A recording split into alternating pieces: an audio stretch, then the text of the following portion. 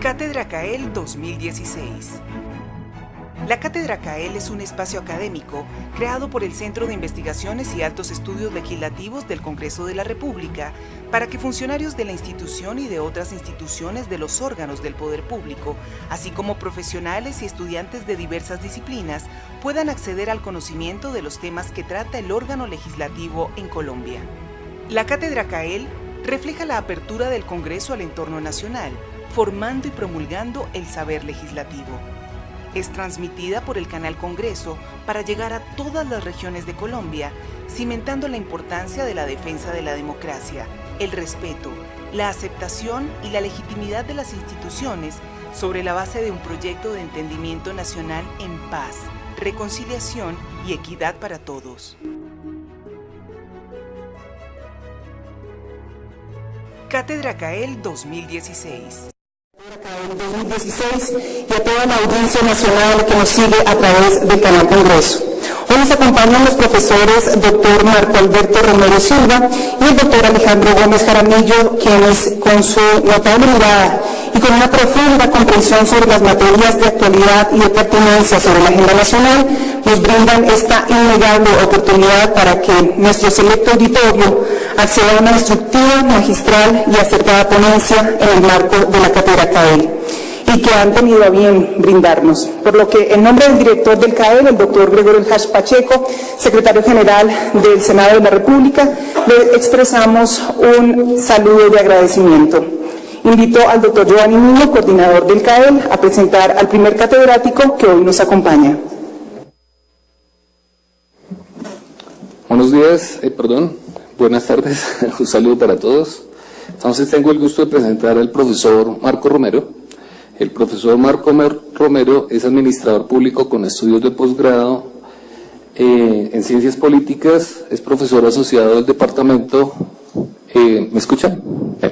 Es asociado del Departamento de Ciencia Política y director de la especialización de análisis de política pública de la Universidad Nacional.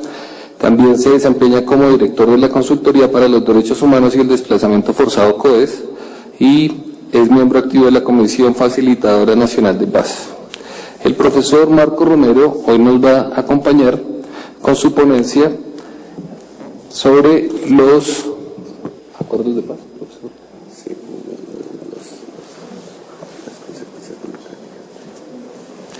con su ponencia sobre las consecuencias democráticas de la paz. Entonces, profesor, tiene 45 minutos. Sí, señor.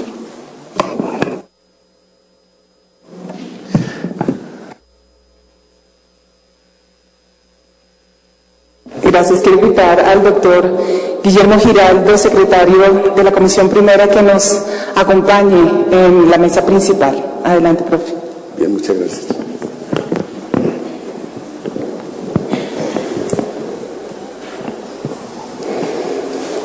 Bien, quiero agradecer la invitación al recinto del Congreso a un escenario de debate público sobre temas de la agenda pública, la agenda política del país.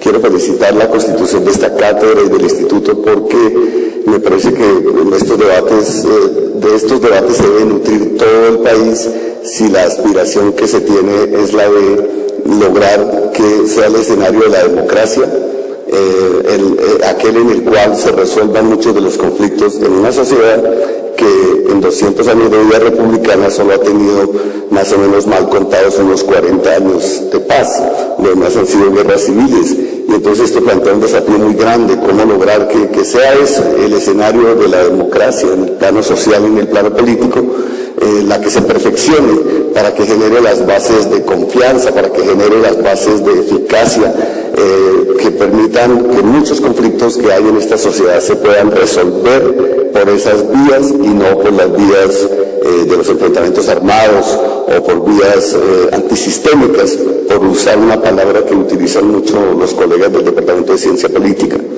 Entonces, muchas gracias por la invitación, me alegra además. Estamos con egresados nuestros del Departamento de Ciencia Política de la Universidad Nacional. Aquí hicimos alguna vez el curso Calidemus de la OEA sobre democracia, un ejercicio que hizo la Universidad Nacional juntando a 120 jóvenes de todos los partidos políticos. Y era muy interesante porque era poner a dialogar mundos muy diversos desde el punto de vista político, sobre agendas comunes de país y también sobre sus diferencias y también sobre las propuestas que los distintos partidos tienen para esta sociedad en el futuro. Entonces quiero agradecerles y quiero celebrar que este escenario exista. Y creo que ojalá en el país existan muchas partes, escenarios para debatir estos problemas. Probablemente serán las cátedras de la paz los escenarios donde se van a discutir muchos temas. Yo estoy muy contento porque el Congreso ha expedido la ley que establece la Cátedra de la Paz, porque la Cátedra de la Paz es un escenario para discutir los asuntos públicos, para mirar la historia del país, para mirar qué ha ocurrido, quiénes somos, qué conflictos tenemos y cómo podemos avanzar a tener una sociedad más civilista y una sociedad más equitativa, una sociedad más incluyente, una sociedad más democrática. He visto, por ejemplo, niños de preescolar que toman la Cátedra de la Paz y les he preguntado qué les enseñan y me dicen, nos enseñan que no podemos comernos la comida solo nosotros, que la tenemos que compartir, nos enseñan que tenemos que respetar a los demás niños, que no debemos establecer, dejar que las diferencias se vayan a los puños, nos enseñan que somos distintos los niños que hay, que no todos somos iguales. Entonces me parece esto muy interesante porque si la Cátedra de Paz es un escenario, un ejercicio que se hace a nivel de país, vamos a tener una sociedad que reflexiona sobre las agendas públicas y no se lo deja solamente a la dirigencia política. La dirigencia política tiene un lugar en la sociedad, pero solo si hay una sociedad, como diría el profesor Mocus, una sociedad con una textura compleja, con organizaciones, con muchas personas pensando desde el punto de vista del interés público y colectivo, vamos a tener una democracia sólida. Bien, yo quiero proponer una conferencia el día de hoy sobre el acuerdo político que se ha pactado en La Habana. Quiero decirles qué ventajas veo en este acuerdo y qué tareas obviamente tiene el Congreso y tienen los partidos políticos y tiene la sociedad respecto de este acuerdo que se ha hecho. Y lo primero que debo decir es que pues, yo hago parte también del Centro de Pensamiento y Seguimiento del Diálogo de Paz de la Universidad Nacional. Hago parte también de la alianza de universidades que han desarrollado una serie de foros buscando apoyar el proceso de paz. Allí está la Universidad de los Andes, allí está la Universidad Javeriana, allí está la Universidad del Rosario, allí está la Universidad Externado, la Universidad Nacional. Es decir, la academia colombiana en general y la academia de las grandes universidades de Bogotá, pero también las universidades de las regiones, en términos generales, están haciendo un trabajo muy importante a favor del proceso de paz y en favor de que esta sociedad pueda dejar esta historia de guerras de largo aliento, de décadas de conflicto y de guerra y dar un punto de inflexión para pasar a tener una normalidad distinta, a que lo normal no sea que hay víctimas por millones. Alguna vez leí en un informe académico, un estudio sociológico que hablaba de los sectores sociales que conforman la nación colombiana y se decía, están los empresarios, los trabajadores, los indígenas, los afrodescendientes, las mujeres y los desplazados. O sea que ya la gente cuenta a los desplazados como un sector social normal en la sociedad. Es decir, es una sociedad que tiene víctimas como un sector social y eso es una anormalidad. Digamos, vivir entre masacres, vivir entre secuestros, vivir entre desapariciones, vivir entre minas antipersonales, bombardeos, tantas cosas que ocurren en esta sociedad, es anormal, pero de alguna manera se ha normalizado y la sociedad colombiana se ha acostumbrado a coexistir, a convivir con todas estas dinámicas. Y creo que si algún día logramos terminar el conflicto armado, para muchos sectores va a ser difícil pero interesante pensar una normalidad distinta, una normalidad democrática, una normalidad civilista, una normalidad donde pensar distinto sea la regla, digamos, y no la excepción, donde no haya estigmatización de la participación política. Obviamente, un país en guerra es un país que corta la cabeza de los líderes y de las lideresas de todas las tendencias, que corta el liderazgo social y obviamente por contrapartida un país en paz es un país que tiene que fortalecer esa organización de la sociedad. Entonces digo esto porque pues en el país hay una controversia grande y es bueno decir uno desde qué punto de vista está parado para efecto de tener mayor claridad.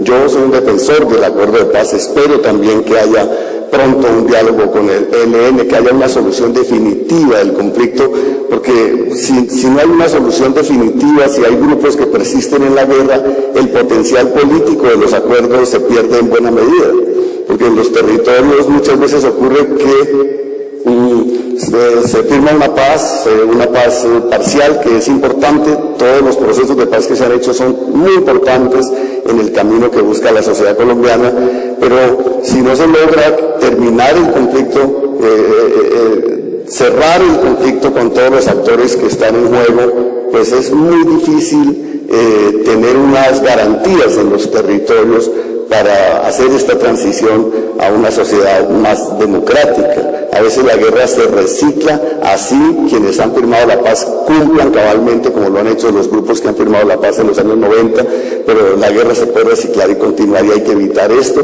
hay que buscar, hay que rodear, creo yo, los distintos procesos de diálogo para tener una terminación definitiva del conflicto. Muy bien, yo quisiera señalar que el acuerdo político que se ha hecho en La Habana tiene tres elementos que son muy importantes para la sociedad y para la democracia colombiana.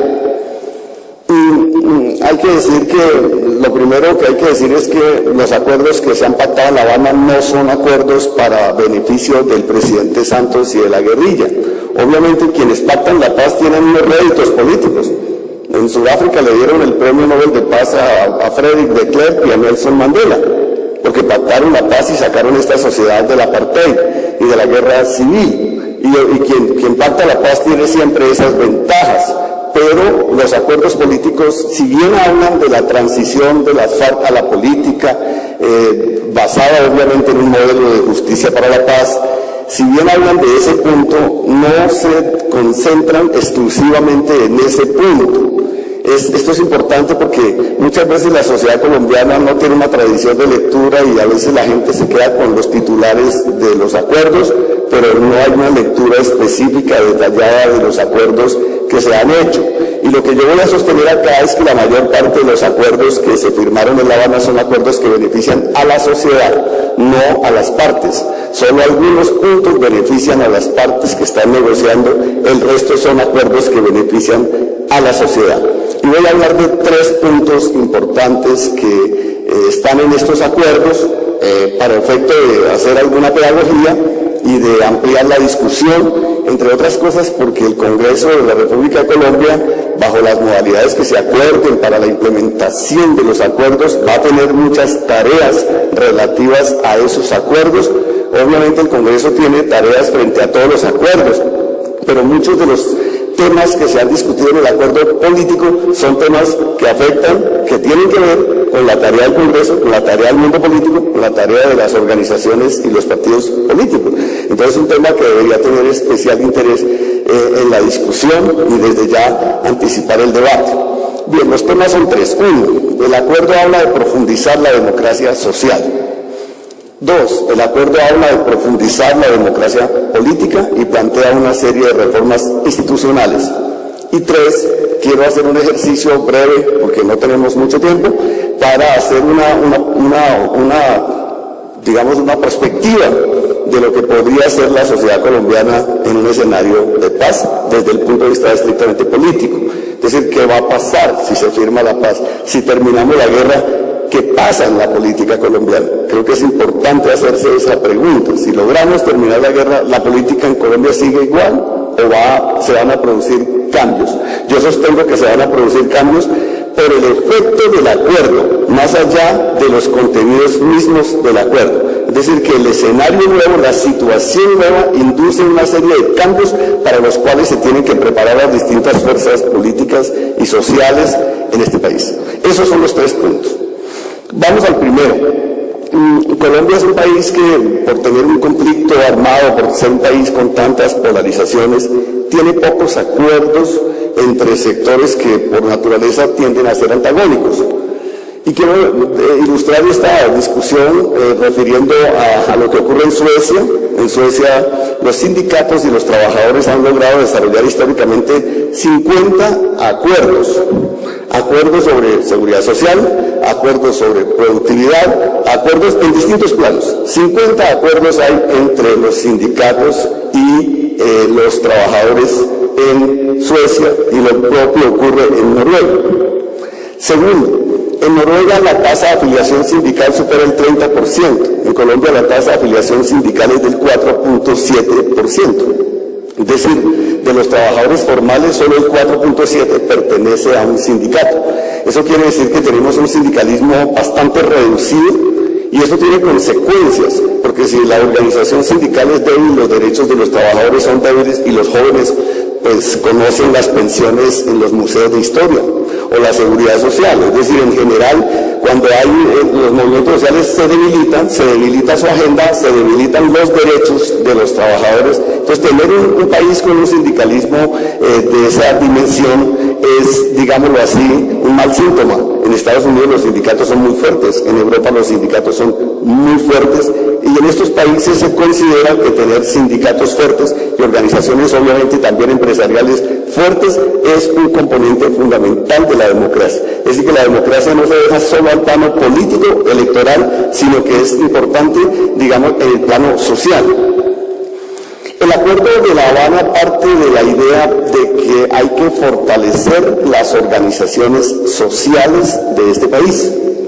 Parte de la idea de que hay que fortalecer, voy a simplificar la discusión, que en un escenario de post-acuerdo vamos a tener muchos conflictos. Colombia es un país que, sobre todo en las zonas rurales, la eventualidad de que muchos de estos conflictos que se están dando sobre la minería, sobre la tierra, sobre la exclusión, sobre la discriminación de pueblos indígenas, afrodescendientes, sobre la precariedad de los derechos ciudadanos de los campesinos, que es posible que este país tenga en el periodo del post-acuerdo más conflictos, menos guerra y más conflictos, y a eso no hay que tenerle miedo. Las sociedades tienen conflictos, es normal que haya conflictos, hay conflictos entre el capital y el trabajo, hay conflictos entre las industrias extractivas y la visión de desarrollo de los pueblos, hay conflictos a veces incluso entre movimientos populares, hay conflictos entre empresarios, no piensa igual Fedegan que la SAC frente al proceso de paz, por decir algo, y entonces siempre vamos a tener conflictos. No, una sociedad sin conflictos es una sociedad idílica que no existe en ninguna parte, es una idealización de la sociedad. Stanislav Zuleta decía que un país está preparado para la paz cuando es capaz de reconocer, de ver sus conflictos y de encontrar formas democráticas de resolverlos. Entonces, si vamos a tener muchos conflictos, lo importante es que los sujetos sociales y políticos que van a lidiar y que van a, de algún modo, tener estas controversias en la sociedad, sean sujetos democráticos y tengan garantías democráticas. Entonces, la sociedad del post-acuerdo va a ser una sociedad de la movilización social. Y esta sociedad de la movilización social requiere que se vea con buenos ojos que haya una huelga, que haya, digamos, una movilización de los campesinos, que haya una movilización de las mujeres, que haya una movilización de los ambientalistas, que haya una movilización. Yo he visto muchas veces FENALCO ha propuesto movilizaciones contra las reformas tributarias. Bueno, es decir, la movilización no es solo un tema de los movimientos populares, sino que lo es de muchos movimientos. Aquí, cuando se discutió la ley de libertad religiosas, la iglesia se organizó porque no estaba de acuerdo, etcétera. Es decir, el acuerdo habla de que se debe pasar a un sistema de garantías para la movilización social y que la doctrina de seguridad, por decirlo así, o que la tarea del Estado, la tarea de la fuerza pública sea proteger esa movilización social. En el marco del conflicto esto ha derivado en una cosa perversa, y es que hay una movilización, yo recuerdo la movilización de los corteros de caña en el Valle del Cauca, una movilización tremendamente justa porque vivían en unas condiciones muy indignas laborales, y el propio fiscal de la época decía que tenía la impresión de que estaban infiltrados por las FARC. Entonces, esa idea de que están infiltrados por los paramilitares, por las FARC, por el ELN, por aquel, por el otro, hace que la sociedad no tenga solidaridad con estos movimientos y que se evalúen, porque se ven como correas de transmisión de los armados y no como movimientos legítimos que están reivindicando causas e intereses en la sociedad. Y creo que si terminamos la guerra vamos a un escenario de donde la movilización social va a ser muy importante, y en ese sentido la Constitución del 91 tiene una filosofía que es la misma del acuerdo. el Estado debe ser garante de esta movilización. Otra cosa es si hay vandalismo, otra cosa es si hay daño a instalaciones, otra cosa es si se hacen cosas contra la ley, pero no va contra la ley hacer movilizaciones sociales en ninguna democracia del mundo. Entonces, el sentido de que se tiene que crear prácticamente un estatuto de garantías para la participación de las organizaciones sociales, para el fortalecimiento de las organizaciones sociales de distinto signo, de distinta ideología, de distinta causa, es uno de los ejes del acuerdo, y esto pasa, por ejemplo, por tareas del Congreso como el Código de Policía. Si el Código de Policía se reserva figuras del estado de sitio para enfrentar la movilización social, por ahí vamos por mal camino. Y no estoy diciendo que no se sancione hechos de vandalismo, sino que hay que tener un estatuto y una filosofía, una perspectiva desde la fuerza pública de protección de la movilización social, siempre que sea democrática y siempre que se haga dentro de los cánones institucionales. Eso ocurre muchas veces, pero también muchas veces ocurre que no es así. Y obviamente en una sociedad de conflictos se entiende que, digamos, este tipo de polarización y este tipo de estigmatizaciones que se hacen, digámoslo, sean como la constante. El acuerdo entonces habla de que hay que fortalecer las organizaciones sociales de distinto tipo. Y cuando hablo de las organizaciones sociales, por favor no lo entiendan las organizaciones no gubernamentales, que solo son una variante de las organizaciones sociales. Me refiero a las organizaciones en general de los pueblos, a las organizaciones de los productores, a las organizaciones de los trabajadores, a las organizaciones de las mujeres, de los jóvenes, etcétera. Es decir, ese es un elemento importante del acuerdo. Y yo aprovecho para decir, los jóvenes de Colombia deberían apoyar el acuerdo de paz por una razón elemental. Son los primeros que van a poder hacer política, que van a poder hacer sus luchas sociales, que van a poder defender lo que les gusta, lo que quieren, lo que aspiran, sus sueños, sin tener la guerra encima. Eso es un cambio digamos, como diríamos el señor Héctor Fabiano, del cielo a la tierra. Es un cambio enorme, porque si yo pregunto hoy aquí en este auditorio o en el país, quien levante la mano, quien conozca la paz, ustedes saben que nadie levanta la mano porque nadie conoce una situación de paz en Colombia desde hace mucho tiempo. Entonces creo que los jóvenes van a tener una oportunidad. Además aquí el ministro Pardo ha dicho, y en el Congreso hay un grupo de senadores que están trabajando en la idea que propuso el presidente Santos, de que si no hay una guerra, pues no puede haber un servicio militar obligatorio, y lo que debe haber es un servicio social, de solidaridad social, como el servicio cívico francés, como el servicio de solidaridad de las universidades mexicanas, que parte de la idea que quien ha recibido un beneficio de una universidad, una educación técnica o superior, debe de algún modo retribuir a la sociedad, digamos, con un apoyo, digamos, un aporte de lo que aquí en Colombia se conoce como el año rural, pero que está muy restringido a algunas carreras, y eso se puede hacer coincidir con la ley del primer empleo, y entonces podríamos tener una situación en la que por fin los campesinos no son los que cargan el costo de la guerra desde todos los bandos, sino que ellos deben ir a la educación, y quienes van a la educación pueden participar de un servicio cívico. Entonces, como ven, muchos de los escenarios de la paz son muy promisorios desde el punto de vista de ese objetivo, y yo celebro que en La Habana se haya pactado que hay que fortalecer las organizaciones sociales. Voy a darles unos datos elementales, aparte del tema sindical que hemos mencionado. Hace un par de años la Corte Constitucional de Colombia, que ha hecho un trabajo excepcional en materia de derechos humanos, sobre todo en temas de desplazamiento, del cual soy testigo de primera línea, realizó una audiencia con los pueblos indígenas y examinó la información de lo que se ha entregado de cómo viven los pueblos indígenas de Colombia, y llegó a una conclusión, que hay 36 pueblos indígenas en vía de extinción.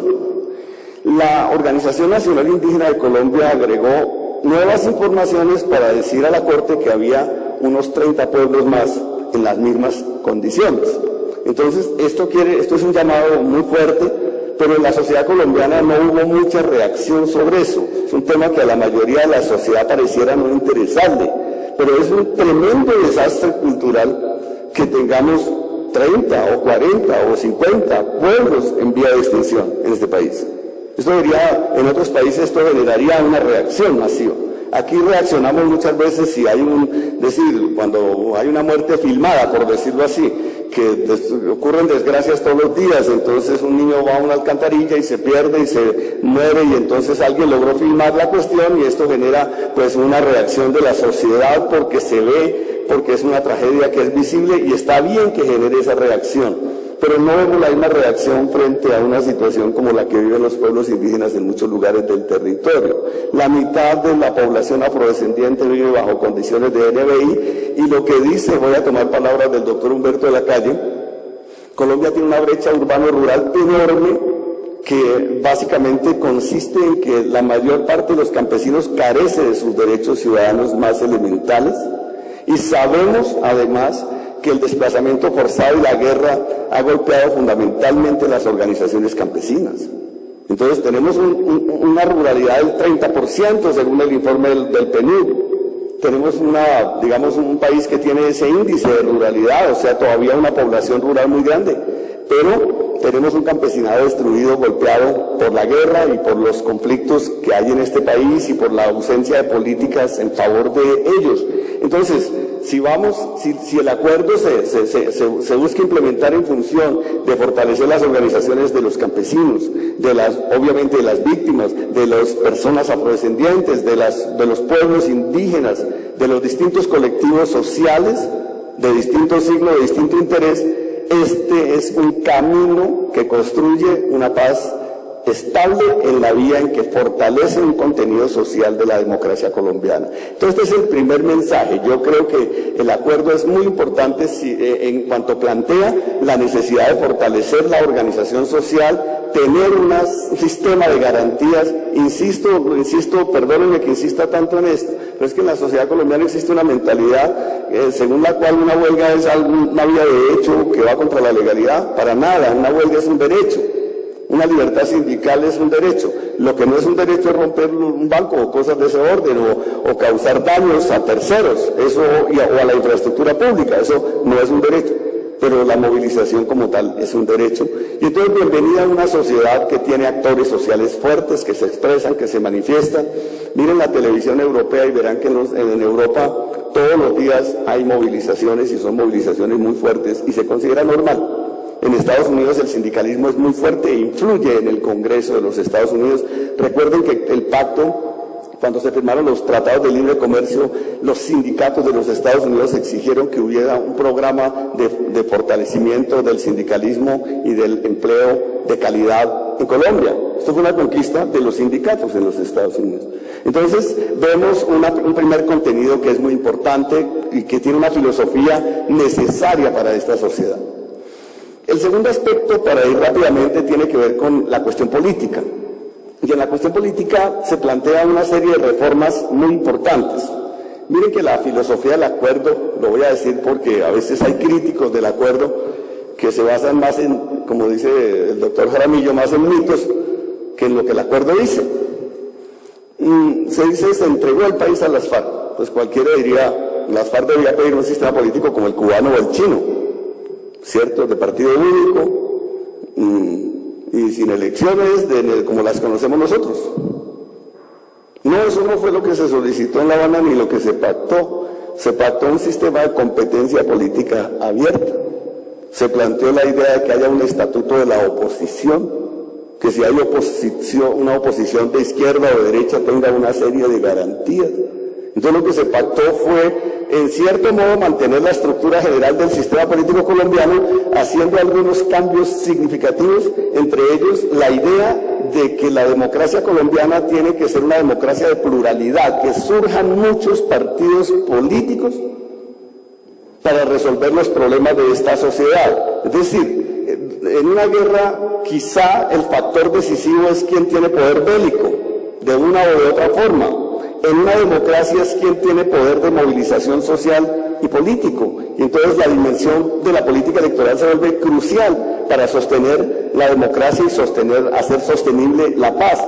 El acuerdo habla entonces de fortalecer esa pluralidad política y habla de que se creará una comisión que deberá crear, las bases de ese estatuto de la oposición, que haya garantías para la oposición porque como decía Giovanni Sartori, la salud de una democracia se mide por la salud de la oposición, porque la oposición siempre está en condiciones de adversidad, pero la oposición es una situación, no es una condición. ¿Qué quiere decir eso? Que el que esté en la oposición mañana puede ser el gobierno. Y entonces, si hoy un partido político pretende quedarse en el poder todo el tiempo y busca todos los mecanismos para aniquilar la oposición, cuando la oposición llega al poder hace lo mismo con el que antes era el gobierno. Y ese tipo de tradición es muy latinoamericana y hay que cambiarla por un esquema en el que pueda haber rotación en el poder sin que haya ningún tipo de traumatismo. Hoy en Chile se ve eso, después de varios años de la concertación, después de la salida de la dictadura, usted lo que ven es que hay cambios importantes, ¿cierto? Michelle Bachelet, el presidente Piñera, son de línea muy distinta, hubo cambio, transición de gobierno y a nadie sorprendió. Normal en Chile. Eso no se vería así en Venezuela ni en Colombia, siempre hay unas dificultades muy grandes porque no hay la cultura de respetar o de hacer, digamos, respetar los derechos de oposición. Entonces se adopta un esquema de pluralidad y para ello se toman algunos acuerdos que son muy importantes. Voy a mencionarlos, voy a tratar de ir como a lo esencial por razón de tiempo. Uno, se propone modernizar el sistema electoral. El sistema electoral colombiano tiene problemas.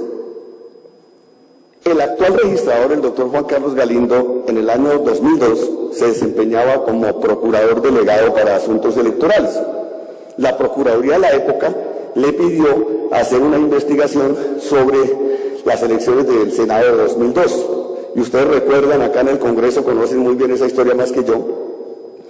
El informe del doctor Juan Carlos Galindo, digamos, por el cual le tengo un gran respeto al señor registrador.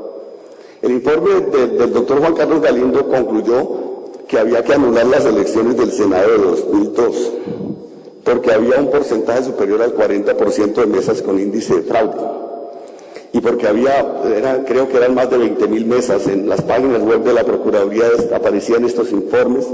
Esto generó una discusión fuerte porque estas denuncias se interpusieron ante el Consejo Nacional Electoral. Posteriormente las conoció el Consejo de Estado y el Consejo de Estado anuló 1.100.000 votos de esa elección.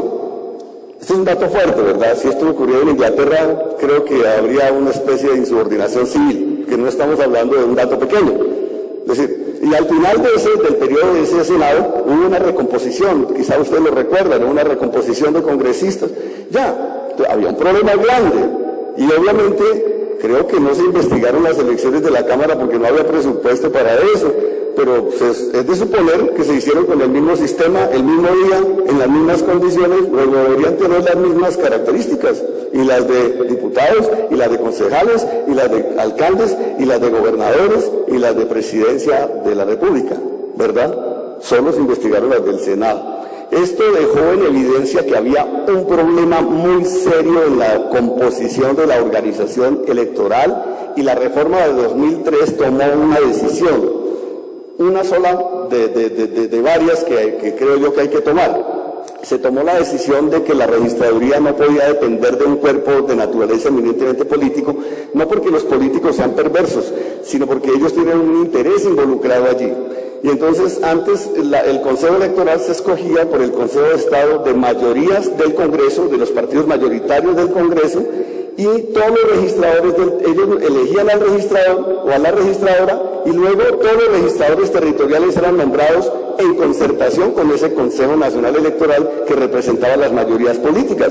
Luego pues había una politización extrema de la registraduría y además había una norma anacrónica que databa de la época del Frente Nacional que decía que deberían existir dos registradores de distinta afiliación política. Ustedes recuerdan que esa era la regla del Frente Nacional. Como nadie demandó eso, hasta el 2008 esa regla estuvo vigente porque fue declarada inexequible a través de la sentencia 230A de la Corte Constitucional. Entonces realmente allí, una intervención ciudadana propició este tipo de situación y el Congreso tomó la decisión de que la registraduría debía tener una elección por las Cortes de Justicia y desde esa época son las Cortes las que eligen al registrador, con la reforma de 2003. Sin embargo, el registrador nuevo tenía un problema, y era que tenía que nombrar los registradores en todo el país apelando a un Consejo Nacional Electoral de origen político. Y entonces ahí, y sobre todo, no tanto, el problema no es que el Consejo Nacional Electoral tuviera dirigentes políticos en su seno o tuviera un origen político, sino que era un sistema político basado en una regla de mayorías. Y pues en una democracia, se los aseguro, en ninguna parte, ustedes van a un jardín infantil y le preguntan a los niños, vamos a hacer elecciones, ¿a quién le damos el árbitro? Ninguno acepta que se le entregue al grupo mayoritario. Sí. Entonces, en Colombia, durante más de un siglo, las mayorías le han cuidado los intereses a las minorías y a la oposición. Y ese es un principio, o perdónenme lo digo, o muy tonto o muy perverso, porque no es la regla de la política, es la disputa por el poder. Y entonces hay que tener garantías reales para evitar que este tipo de fenómenos se dé. Desafortunadamente en 2003 se estableció que el Consejo Nacional Electoral lo elegiría el Congreso con método de cifra repartidora, con lo cual se radicalizó el principio de la mayoría, es decir, fuerzas mayoritarias controlan el Consejo Electoral y no hay participación de los partidos minoritarios y a veces no lo hay de la oposición. A veces si se coaligan logran tener un representante, pero su voz es mínima respecto de la voz de las mayorías. Y entonces en La Habana se dice hay que cambiar el sistema electoral, cambiarlo del modelo de que la institución electoral esté en manos de las mayorías a un modelo de imparcialidad, que es el único criterio que puede regir un sistema electoral. Es decir, si hay un partido entre Alemania y Bolivia y le damos el árbitro a Alemania, ya sabemos quién va a ganar, casi sabemos así el árbitro sea imparcial por el poder de la selección alemana. Pero si encima de eso le damos el árbitro a Alemania, pues entonces allí sí que Bolivia está liquidada, por decirlo de esa manera. Entonces, ese principio no puede ser el de una democracia. Yo lo digo con respeto a los magistrados, no estoy diciendo que los magistrados estén violando la ley ni nada por el estilo. Estoy diciendo que un consejo electoral elegido bajo el principio de la mayoría no tiene un interés mayúsculo en cuidar los intereses de las minorías o de la oposición por encima de cuidar los intereses propios de sus partidos. Y entonces se necesita ir a un modelo imparcial. Y quiero recordar la reforma mexicana. En México ustedes saben que había un partido, el Partido Revolucionario Institucional, que llevaba muchos años en el poder, ahora ha vuelto, y las elecciones las manejaba básicamente el gobierno, tenía una influencia muy grande sobre el sistema electoral, y entonces la reforma que se hizo en México tenía una obsesión, sacar la institución electoral de la influencia del gobierno, para que pudiera haber garantías para todos. Y hay maneras de resolver ese tema. Uno puede tener una organización electoral que es un tribunal, o uno puede tener una organización electoral paritaria entre partidos de gobierno y de oposición. Es un cuerpo político, pero todos tienen garantías. O se puede vincular academias, o se puede vincular movimientos sociales, con, digamos, empresarios y trabajadores, por decir algo, en el sentido de que la democracia no es un tema de interés solo de los partidos, sino de toda la sociedad. Entonces aquí tenemos un problema que hay que resolver y me parece que es la oportunidad de decir reglas basadas en el principio de imparcialidad. Es la única regla posible para regir una disputa de poder en un escenario de tipo democrático. Hemos ido avanzando, claro que hemos ido avanzando, la reforma de 2003 es un avance, la sentencia de la Corte es otro avance, porque la sentencia de la Corte además prohibió que el Consejo Nacional Electoral avalara, o mejor dicho, prohibió o le dio al registrador la posibilidad de nombrar los registradores territoriales sin la condición de pasar por el Consejo Nacional Electoral, y dijo la sentencia que los registradores deberían ser de carrera en todo el país, para tener un sistema de garantías. Entonces no digo que sea un país carente de todas las garantías, este es un país que tiene una tradición institucional importante y democrática, pero hay que profundizar esa institucionalidad en aras de garantizar que este escenario de la democracia tenga reglas diáfanas, reglas legítimas, reglas que todos comparten y que permiten que haya una garantía para todos los partidos desde el punto de vista de una lógica de pluralidad. No es buena idea que las mayorías manejen el sistema electoral. En México había una broma, yo recuerdo cuando el presidente Bush fue elegido la primera vez, que hubo una controversia porque Al Gore decía que había más votos por los demócratas. Ustedes recuerdan que el gobernador de la época del estado donde había la polémica del hermano del presidente, y esto fue a la Corte y se demoraron como 5 meses y al fin la Corte decidió que no autorizaba el reconteo de votos. ¿Recuerdan esa controversia? Entonces en un periódico mexicano apareció una broma, una leyenda, una caricatura que decía que el sistema político era más avanzado que el estadounidense porque en Estados Unidos se demoraban 4 meses en decir quién iba a ser el próximo presidente. En cambio, en México siempre se sabía un año antes. Y lo digo con respeto a México, no lo estoy diciendo. Allí han hecho reformas importantes para avanzar, pero creo que trato de ilustrar el sentido de que una democracia tiene que tener unas reglas basadas en la imparcialidad, no en la mayoría. Ese es un punto que está planteado. Hay que ver cómo se operacionaliza, se desarrolla legislativamente, qué consecuencia tiene, pero creo que es uno de los cambios importantes. Segundo, hay un tema que seguramente les interesa mucho acá. Se plantea una separación de la figura del umbral a la figura de la personería jurídica. Porque en Colombia a veces copiamos, pero un poquito mal. Y lo digo, pues estoy en el Congreso, aquí se tomaron esas decisiones, les pido comprensión por lo que tengo que decir. Pero, digamos, la figura del umbral tiene una filosofía y la de la personería jurídica tiene otra.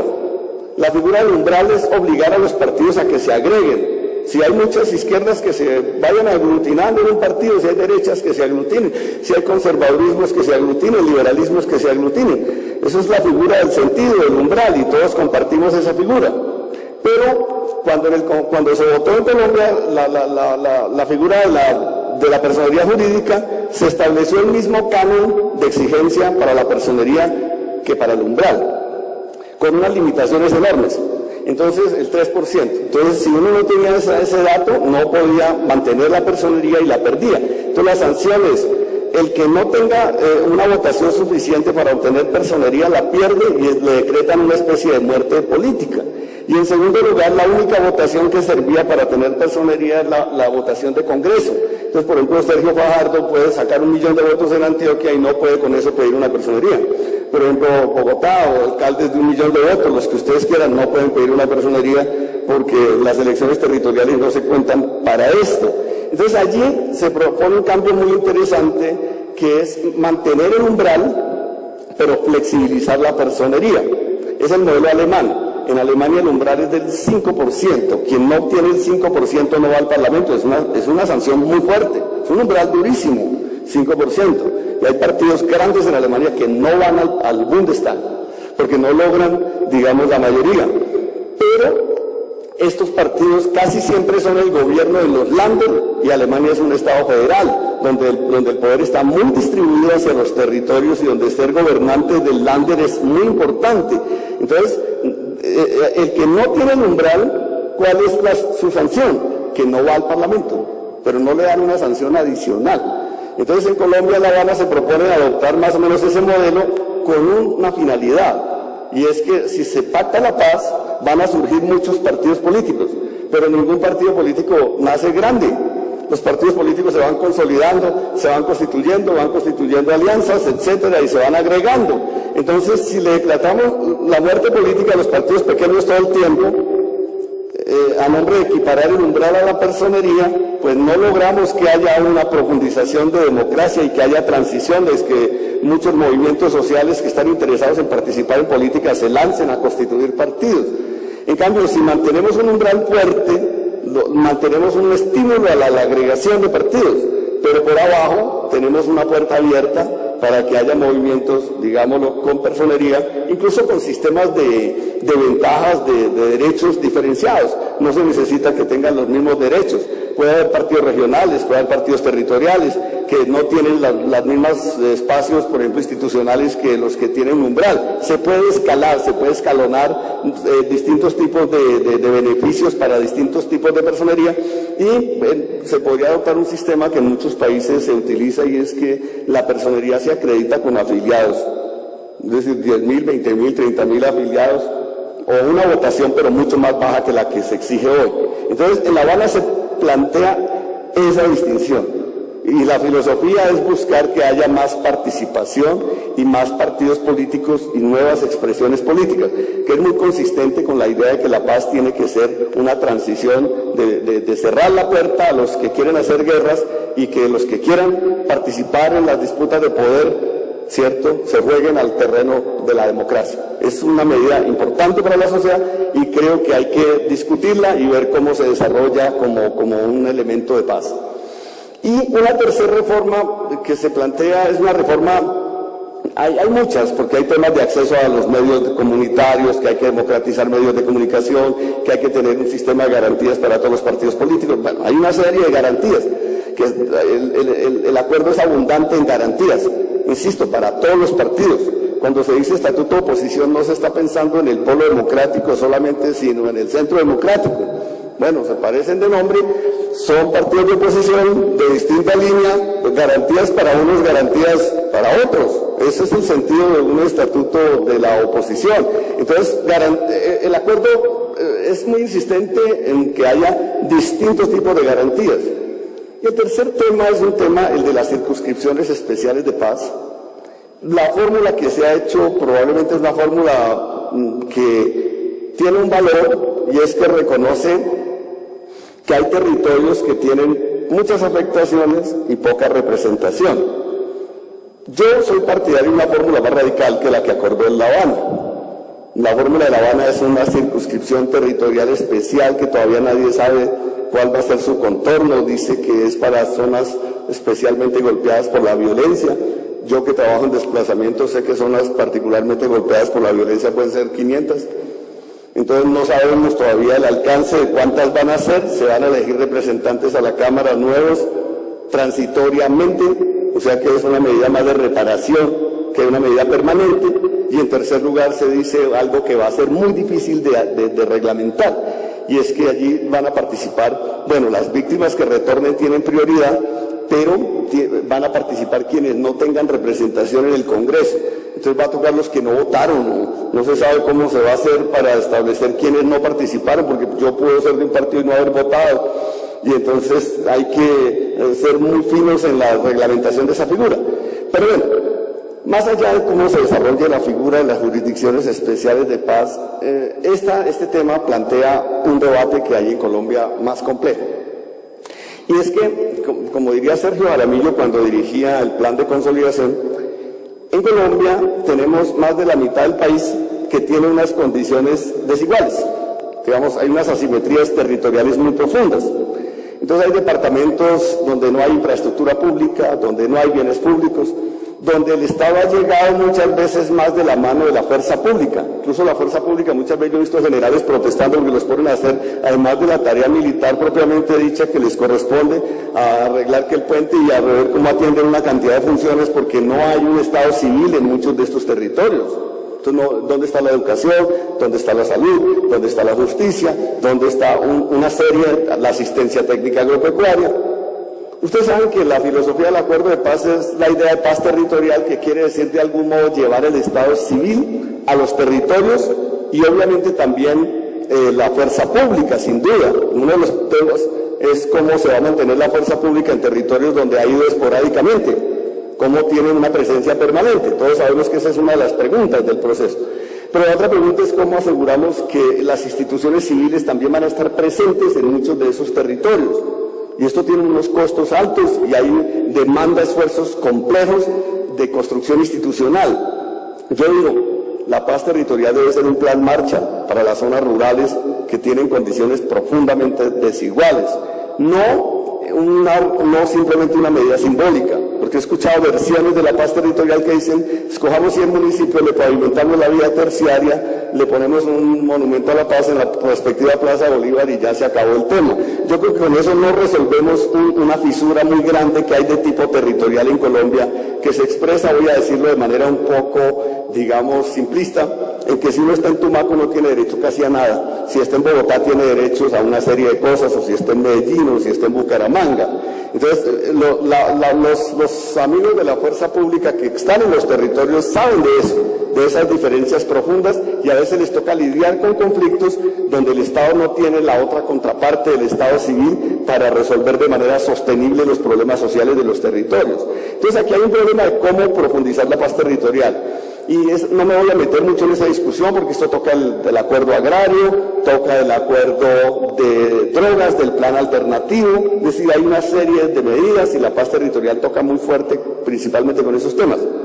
Pero en el plano político voy a plantear un debate que es muy seguramente genera miles de controversias en el Congreso.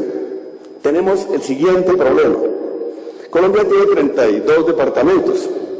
Yo examiné la representación de los territorios en el Congreso.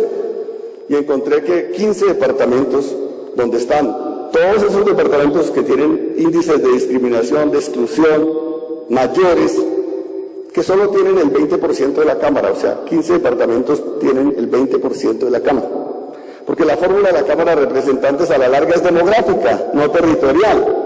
Es decir, eso quiere decir, la fórmula constitucional es que cada departamento tiene 2 representantes y uno más por cada 250.000 habitantes. Con esa fórmula Antioquia tiene 17, Bogotá 18, Valle tiene 17. Entonces, la zona central del país, que es la que tiene más poder, la que tiene mejores condiciones de desarrollo, mejor garantía de los derechos ciudadanos, tiene una sobrerepresentación en la Cámara de Representantes. Y entonces la consecuencia es que 15 departamentos, los más, perdónenme la expresión, los más excluidos del país, el piso, digamos, Colombia es un país como de 2 pisos respecto de las garantías. Estos departamentos donde el índice de pobreza multidimensional es más radical en términos de las condiciones de pobreza, de exclusión, de infraestructuras, de bienes públicos, etcétera, tienen solo el 20% de la Cámara y 0 representación en el Senado, porque el Senado se basa en un principio más exigente, que es la circunscripción nacional. 0 no se puede decir, porque los senadores tienen algún apoyo en esos departamentos, pero el Senado lo pone en las grandes ciudades, la Cámara también. Y entonces no tenemos una representación adecuada. ¿Y cuáles son esos departamentos? Chocó, Vaupés, Guainía, Bichada, Caquetá, cierto, Guajira. Bueno, hay una lista larga de departamentos que sí tienen 2 y si al caso 3 representantes, mientras las zonas del centro tienen la mayoría. Si nosotros adoptáramos una fórmula como la del Congreso de los Estados Unidos, es decir, mantener un modelo bicameral, yo soy defensor de un modelo bicameral, porque Colombia ha hecho una reforma política para fortalecer partidos y otra para descentralizar. Entonces, en muchos sistemas políticos se ha adoptado claramente una fórmula, digamos, bicameral, y una Cámara representa los territorios y la otra las mayorías. Está bien que haya un Senado donde los partidos más fuertes tengan las mayorías y donde las mayorías demográficas se expresen. Que el Senado esté en manos de las grandes ciudades y conglomerados urbanos, está bien.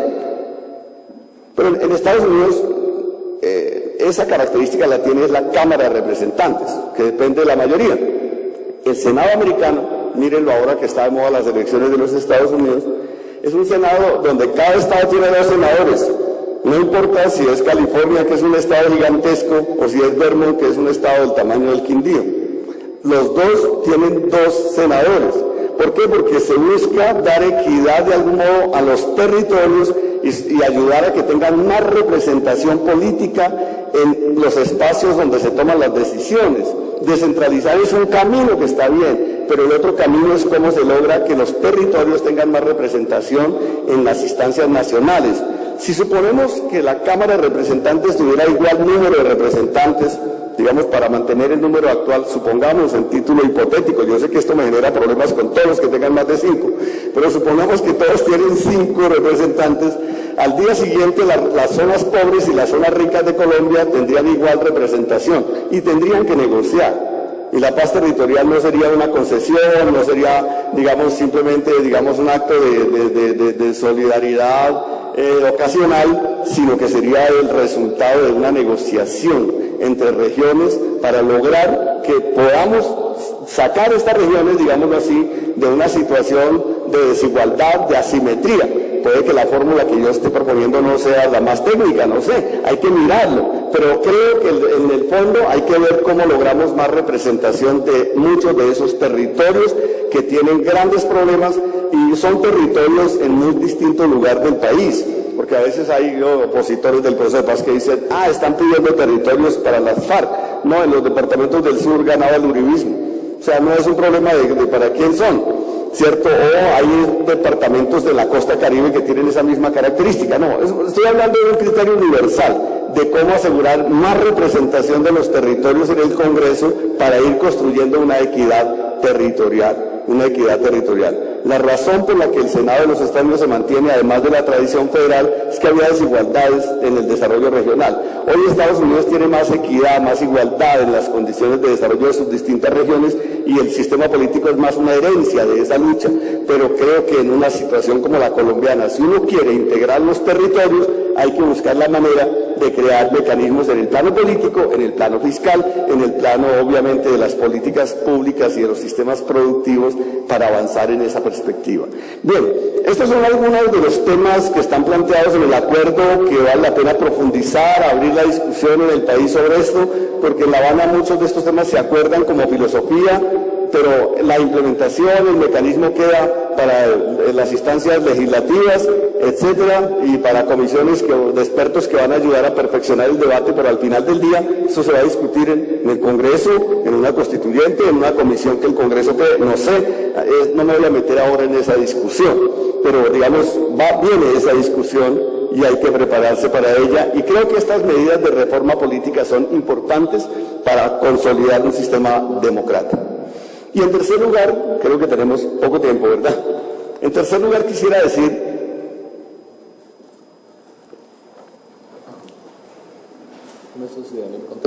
una parte un poquito más especulativa, y seguramente los académicos me van a regañar por esto.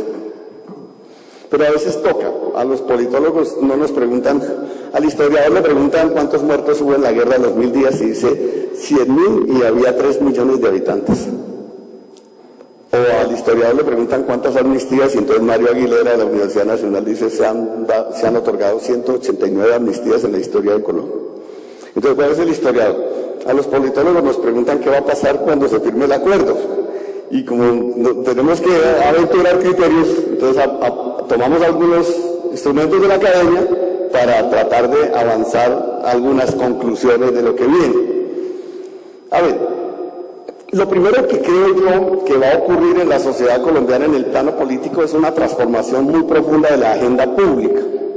¿Qué quiere decir esto? Que Colombia durante las últimas décadas ha elegido los gobernantes fundamentalmente por su posición frente a la guerra o la paz, ¿cierto? Que si van a hacer la paz o que si van a ganar la guerra. Esa ha sido la disyuntiva. Todos los demás temas pasan a un segundo plano. Todos los demás temas no interesan. Yo he preguntado en muchos escenarios, usted por favor enumérenme los 99 puntos restantes del programa del presidente Uribe. Nadie se acuerda ni nadie sabe, eran 100, ¿cierto? Pero el de la seguridad democrática es el único que la gente se acuerda. Entonces, de algún modo eso quiere decir que los gobernantes han sido elegidos por una agenda binaria de guerra y paz, y que temas como el modelo económico, temas como el sistema de salud, temas como el tema de la minería, temas como los derechos de las mujeres, una cantidad de temas que interesan a la sociedad colombiana, siempre han quedado, por decirlo, en el sótano de la discusión. Si se firma la paz, ya no vamos a hablar mucho de guerra y paz, y entonces van a emerger una serie de temas complejos, como cuando la Unión Soviética se desplomó y entonces surgieron nacionalismos, movimientos, separatismos, debates de distinto tipo. No van a haber separatismos en Colombia, no creo ni nada de eso, solo traigo ejemplo lo de la Unión Soviética, pero quiero decir, en Colombia va a haber una demanda de la sociedad por temas nuevos. El tema de la corrupción se va a poner al primer orden del día, el tema de la exclusión social, el tema de la equidad, el tema del medio ambiente, una serie de temas que están en la agenda. No digo que no estén en la agenda pública, pero no ocupan el lugar principal de la atención de la sociedad. Y entonces los partidos políticos van a tener que prepararse para esta nueva agenda pública. Y aquellos que tengan más capacidad de interpretar esa nueva agenda son los que van a tener éxito en la vida política. Esa es una consideración que quiero anticipar, simplemente sé que no está basada en datos históricos, simplemente quiero advertir analíticamente de esa situación. Se va a producir una transformación de la agenda. Las fuerzas políticas que han construido su capital en función de la reproducción del conflicto o de ganar las guerras van a ser relativamente marginales en Colombia. Porque el presidente Uribe llegó a la presidencia porque el acuerdo de paz del Caguán fue un fracaso. Entonces esto lo catapultó a él como principal opositor. Pero si se firma la paz, ¿no va a ocurrir lo contrario? puede ocurrir lo contrario, digamos, y no me refiero solo a la derecha, sino a la izquierda, es decir, los que de algún modo pretendan insistir en la guerra no van a tener espacio político si se logra dar un cierre del conflicto en el país. En tercer lugar, vamos a tener más garantías. Es que un país con 7,5 millones de víctimas es un país literalmente sin garantías. Nosotros siempre decimos en Colombia, hay garantías el día de las elecciones y todo el mundo ve la fiesta electoral y se reparten carteles y la gente vota y los noticieros cubren la fiesta electoral. La pregunta es qué pasó antes de la fiesta electoral. Y entonces antes de la fiesta electoral había alcaldes asesinados, perseguidos, secuestrados, había, digamos, desplazados, había refugiados, había miles de cosas en los territorios, paros armados, pues que muestran que garantías más o menos no hay que tener mucho valor civil para hacer política en Colombia, en los territorios. Entonces, creo que va a haber un sistema de más garantías. Si hay más garantías, va a haber más movilización, va a haber más participación política. Los partidos tradicionales tienen que replantear su agenda. Las izquierdas tienen que replantear también si tienen capacidad de hacer acuerdos sostenibles, porque tienen una tendencia a la fragmentación enorme. Bueno, los partidos tradicionales también. Entonces la pregunta es, en este escenario de una, digamos, transición en la que la guerra ya no es como la espada de Damocles, en la que la guerra no es un sistema de producción de daño, en la que se estimula a través de reformas y a través de mecanismos del acuerdo de paz, la participación social y política, esa sociedad va a ser un sistema político profundamente competitivo y va a tener una nueva agenda. Entonces la pregunta es, obviamente la implementación de los acuerdos va a depender mucho de la transición política. ¿Quién será el próximo gobierno? Define mucho el alcance de la transición. ¿Qué respaldo le da la sociedad al acuerdo de paz? Define mucho el sentido de la transición. Y podemos tener, perdónenme que lo diga de manera un poco simplista, una transición de baja intensidad, como en Guatemala un poco, o podríamos tener una especie de primavera democrática, en el sentido de que el acuerdo de paz puede llevar a que mucha gente que esté en el escepticismo por muy diversas razones se vincula más activamente a la vida política. Un general de la policía, no voy a mencionar su nombre para que no digan que participa en política, nos hizo alguna vez un análisis a los profesores de la Universidad Nacional y nos decía, en la campaña anterior, en la primera vuelta entre el doctor Oscar Iván Zuluaga y el presidente Santos, el doctor Zuluaga sacó 3.4 millones de votos, no recuerdo bien la cifra precisa, y el presidente Santos 3.1. Eso equivale al 11 y al 10% del censo electoral respectivamente, porque en Colombia votan 34 millones o pueden votar 34 millones de personas. Entonces el general nos decía, si en un momento en el que Colombia está resolviendo uno de sus principales problemas, participa el 11%, y estamos hablando del gobierno anterior, que era un gobierno bastante popular, y del gobierno actual, que tiene un proceso de paz en la mano, entonces, ¿qué está pasando en la sociedad colombiana? Probablemente que la política se ha divorciado de la sociedad. No podemos culpar a la sociedad de esto, pero si tenemos mejores condiciones para el desarrollo de las actividades públicas, sociales y políticas, es posible que tengamos la posibilidad de una mayor participación, mayores garantías y que podamos hacer una transición, digámoslo, en el cual la característica va a ser una política bastante competida. Quiero dejar hasta allí, digamos, para efecto de respetar el tiempo y les agradezco mucho la atención con la que me han escuchado y la posibilidad de traer estos debates a este escenario del Congreso de la República. Muchas gracias.